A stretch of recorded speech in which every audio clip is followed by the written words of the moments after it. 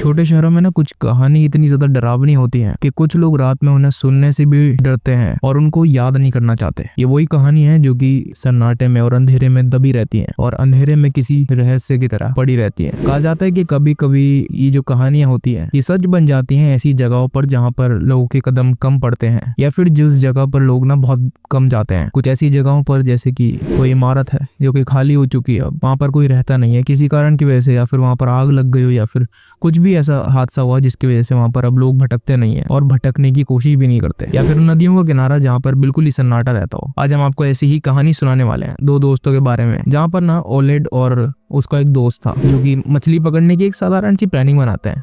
बहुत ज्यादा बोर हो रहे थे वो लोग, लेकिन उनकी जो प्लानिंग थी वो एक कितने बड़े हादसे में बदल जाती है कि आप सोच नहीं सकते। तो चलिए इस कहानी को अब शुरू करते हैं। आज की जो सुबह थी ना वो बहुत ही ज्यादा ब्राइट थी, बहुत ज्यादा रिफ्रेशिंग थी। मेरा जो दोस्त था ओलेग और मैं, हम लोग ना फिशिंग की प्लानिंग बना रहे थे कि हम फिशिंग करेंगे। हम लोग बहुत ही एक छोटे से टाउन में रहते हैं एंड यहाँ पर ज्यादा कुछ करने के लिए है नहीं। शहर में, बड़े बड़े शहरों में तो बहुत सारे प्ले एरिनाज होते हैं, बहुत सारे मॉल्स होते हैं, शॉपिंग मॉल्स वगैरह, जहाँ पर आप लोग जाकर ना अपना टाइम अच्छे से बिता सकते हो।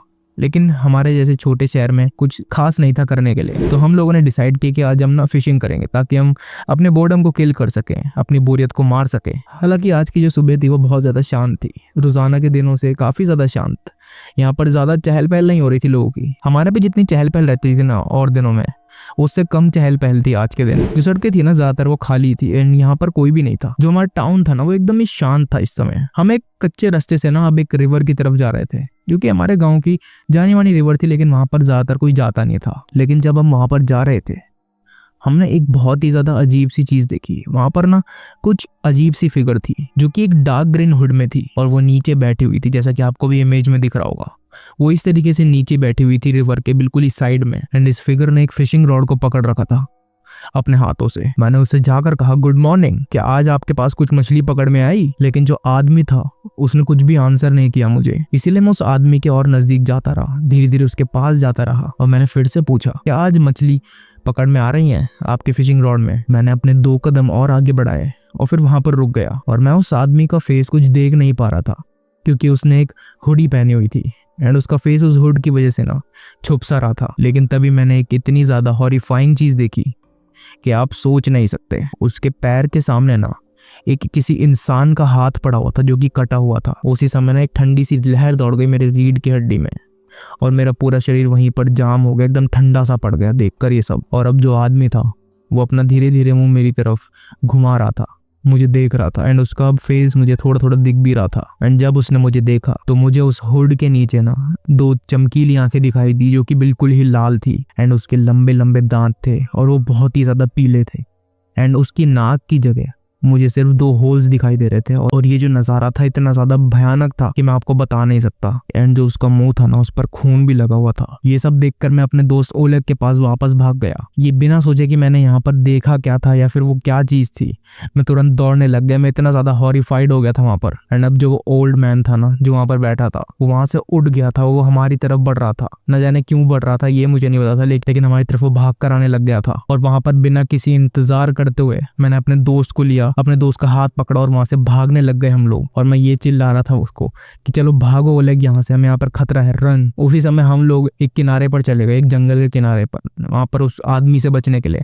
एंड हम हर बार जब भी भाग रहे थे पीछे देख रहे थे ऐसे अपने शोल्डर से कि वो आदमी वहां पर आ तो नहीं रहा हमारी तरफ। एंड हम अपने गाँव के पुलिस स्टेशन की तरफ भागने लगे। हम लोग चाहते थे कि पुलिस वाले हमारी मदद करें, लेकिन जैसे ही हम लोग पुलिस स्टेशन पहुंचते हैं ना तो वहां पर जो पुलिस स्टेशन का जो डोर था वो लॉक था। हम लोग उनकी जो कांच की विंडो थी वहां से भी नॉक कर रहे थे, लेकिन कोई भी हमें आंसर नहीं दे रहा था। ऐसा लग रहा था कि पुलिस स्टेशन में कोई है ही नहीं। और इसी के दौरान ओलेग ने मुझसे पूछा कि तुमने ऐसा क्या देखा कि तुम यहाँ पर भाग के आए हो? तो मैंने ओलेग को अपनी सारी बातें बताई एंड ओलेग भी अब बहुत ज्यादा डर चुका था। इसके बाद मैं ओलेग से कहता हूँ कि सुनो, अब मैं अंदर जाने की कोशिश करता हूँ, यहाँ पर कोई ना कोई फोन मिलेगा, हम लोग किसी न किसी को बुला लेंगे। वैसे तो ये पुलिस स्टेशन खाली लग रहा है, लेकिन फिर भी मैं अंदर जाकर कुछ ना कुछ तो करूंगा ही। इसीलिए मैं पुलिस स्टेशन के पीछे वाली तरफ भागा। मैंने ओलेग को वहीं पर रुकने के लिए बोला एंड वहाँ पर पीछे से ना मैं एक खिड़की के थ्रू अंदर पहुंच गया पुलिस स्टेशन के। हाँ, वो एक खिड़की थी एंड वो जो खिड़की थी वो बाथरूम की खिड़की थी। मैं बाथरूम में पहुंच गया पुलिस स्टेशन के अंदर। जैसे ही मैंने बाथरूम का दरवाजा खोला ना, पुलिस स्टेशन का पूरा कॉरिडोर अंधेरे में था, वहां पर एक भी आदमी नहीं था एंड जो पुलिस स्टेशन की लाइट थी जो हल्की जल भी रही थी वो बहुत ज्यादा फ्लिकर कर रही थी और ये चीज एक बहुत ही ज्यादा डरावना और क्रीपी लुक बना रही थी उस पुलिस स्टेशन का। मैंने अपनी पूरी हिम्मत दिखाई और बाहर और ज्यादा गया हॉल की तरफ, तो मैंने वहां पर देखा कि जो टेबल थी ना जहां पर पुलिस ऑपरेट करते थे हर चीज, वो उल्टी पड़ी हुई थी एंड जो फोन से वहां के वो भी टूटे हुए थे, वहां पर कुछ भी नहीं था। इसके तुरंत बाद मुझे एक बहुत तेज आवाज आती है पुलिस स्टेशन के बाहर से एंड हाँ, ये ओलेग की आवाज थी। मुझे उसके लिए बहुत ज्यादा चिंता थी कि उसके साथ क्या हो रहा होगा बाहर, कहीं वो क्रेजी ओल्ड मैन वापस तो नहीं आ गया है। उसी दौरान मैं जो फ्रंट डोर था वहां पर पहुंचा ओलेग को अंदर बुलाने के लिए कि तुम भी यहाँ पर सेफ हो जाओगे उस ओल्ड मैन से, लेकिन तभी उसके बिल्कुल ही साइड वाला दरवाजा खुलता है एंड अंधेरे में मुझे कुछ ज्यादा दिख तो नहीं रहा था, लेकिन मुझे समझ आ चुका था ये कौन है, क्योंकि इसकी जो अपीयरेंस थी वो कुछ उस ओल्ड मैन की तरह ही थी। दो लाल आंखें जो कि अंधेरे में चमक रही थी। कुछ मोमेंट के लिए मैं तो एकदम बिल्कुल ही फ्रीज हो चुका था वहां पर एंड अब बहुत ज्यादा डर चुका था मैं। आपके साथ भी कभी ऐसा होगा जब आप बिल्कुल ही डर जाते हो, एकदम आपकी बॉडी एकदम फ्रीज हो जाती है एंड आप बिल्कुल भी मूव नहीं कर पाते हो। ऐसा ही सेम मेरे साथ हुआ था एंड जैसे ही वो लाइट में आता रहा ओल्ड मैन, मैंने ये देखा कि उसने पुलिस की यूनिफॉर्म पहन रखी थी एंड अब उस ओल्ड मैन ने मेरी तरफ एक बहुत ही डरावनी सी स्माइल पास करी, एक क्रीपी स्माइल जिसको देखकर मैं एकदम ही डर चुका था। मैं वहां से भागने की कोशिश करता हूँ, लेकिन वो जो ओल्ड मैन था वो एकदम ही सुपर नेचुरल स्पीड के साथ, आप मान नहीं सकते कि वो कितनी तेज मेरे पर अटैक करता है। लगभग 5 मीटर की जो लेंथ थी वो उसने एक पलक झपकाने के मोमेंट में ही मेरी तरफ अटैक कर दिया एंड अब मैं उसके नोकीले और बहुत ज्यादा ताकतवर हाथ अपने गले में फील कर पा रहा था। वो मेरा गला दबा रहा था वहां पर, लेकिन तभी मैं वहां पर देखने लग गया क्या मैं यूज कर सकता था। मेरा गला उस समय अभी भी दबा रहा था। वो मेरे हाथ में ना एक नीचे गिरा हुआ पेन आता है एंड मैं उसकी गर्दन में उस पेन को स्टैब कर देता हूँ। इसके बाद वो इतनी तेज चिल्लाता है कि मेरे कान से ना खून ही निकल जाता और जब उसके गले में मैंने ये पेन को स्टैब किया तो मुझे एक मोमेंट मिल गया वहां से भागने का, क्योंकि जो उसकी ग्रिप थी ना वो मेरे गले पर अब थोड़ी हल्की हो गई थी एंड वहां से मैं जैसे तैसे करके बाहर निकलता हूँ। लेकिन मुझे तब भी याद आता है ओलेट के बारे में एंड जब मैं बाहर जाकर देखता हूँ तो वहां पर मुझे एक लाश पड़ी हुई दिखाई देती है जो कि बहुत ही बुरी हालत में थी। वहां पर उसे देखकर मुझे तुरंत ही उल्टी आ जाती है एंड ये सब मुझे ओलेट के बारे में याद आता है दोबारा से। तो मैं वहां पर उसे ढूंढने लग जाता हूँ, तभी मेरे पीछे एक हाथ आता है और मैं बहुत ज्यादा डर जाता हूँ। लेकिन ये मेरा दोस्त ओलेट ही था। ये मुझसे बोलता है कि मैंने अंदर से कुछ चिल्लाने की बात सुनी थी एंड वो भी लाश को देखकर बहुत ज्यादा डर जाता है, लेकिन उसे उल्टी नहीं आती। ये चीज़ बहुत ज़्यादा अजीब सी लगी मुझे, बट मैं उस समय अपने होश में नहीं था, इसलिए मैं कुछ नहीं बोला ओलेट को। हम लोग ना अपने घर की तरफ भागने लगे जितना तेज़ हम भाग सकते थे और हमें लगा कि हम अपने पेरेंट्स को ये सब चीज़ें बताएंगे। और एक वियर्ड सी चीज़ थी कि उस समय ना उस दिन हमारे टाउन में एक भी आदमी नहीं था। पूरा टाउन ऐसा खाली खाली सा लग रहा था। पूरे रास्ते में हमें एक आदमी नहीं मिला। अब हम ओलेट के घर पहुंचते हैं। जो ओलेट का घर था वो काफी ज्यादा आइसोलेटेड था और जगहों से, मतलब 5-6 लोगों के घर जैसे साथ में थे ना, तो ओलेट का घर थोड़े उनसे दूर जाकर था, एकदम सिंगल घर, उसके आसपास कोई भी नेबर्स नहीं थे। जब हम ओलेट के घर पहुंचते हैं तो हमें ना एक लेटर मिलता है उसके मॉम डैड की तरफ से।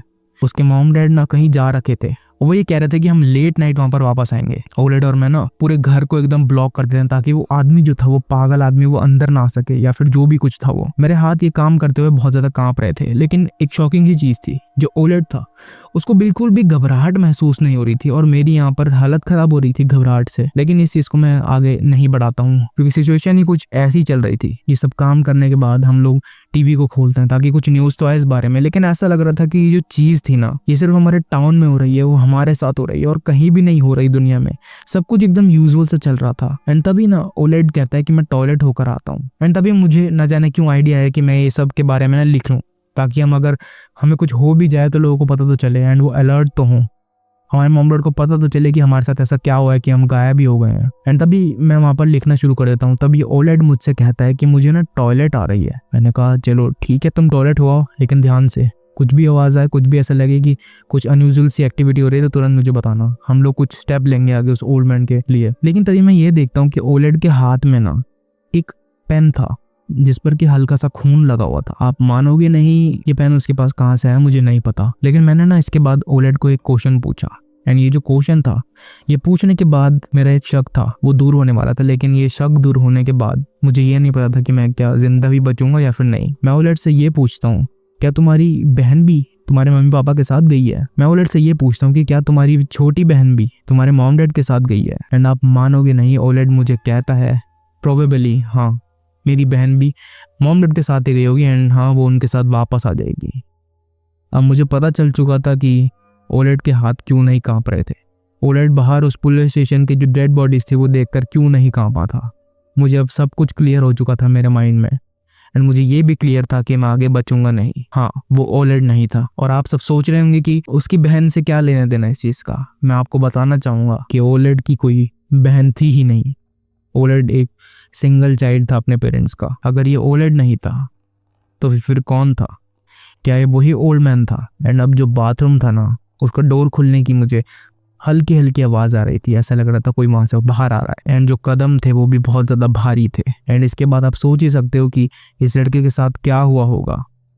अगर आपको ये स्टोरी पसंद आई हो ना तो इस वीडियो को लाइक जरूर करना। अभी ये वीडियो में मैं ज्यादा क्वालिटी पुट नहीं कर रहा हूँ क्योंकि मुझे थोड़े इश्यूज आ गए हैं वीडियो कैमरा से रिलेटेड। तो कुछ टाइम के लिए भी मैं वीडियो अपलोड नहीं करूंगा। वैसे भी हमें 10 डेज हो चुके थे, मैंने वीडियो कोई अपलोड नहीं की थी। एंड फिर भी मैं चाहता था कि आप लोगों के लिए मैं स्टोरी प्रोवाइड करूं, इसलिए मैं ये छोटी सी स्टोरी लेकर आया था आप लोगों के लिए। एंड प्लीज इस वीडियो को लाइक करना, इससे हमें काफी ज्यादा मोटिवेशन मिलती है। थोड़े टाइम के लिए बस मैं चाहूंगा कि आप मेरी पुरानी वीडियोस देखें क्योंकि न्यू वीडियोस लाने में मुझे थोड़ी अभी इशू होगा एंड मैं चाहता हूँ कि बस आप थोड़े दिन और वेट करो। एंड सो आशा करता हूँ आपको ये वाली वीडियो पसंद आई होगी एंड आप इस वाली वीडियो में भी उतना ही सपोर्ट देगा ना जितनी आप पुरानी वीडियोस में दिखाते हैं।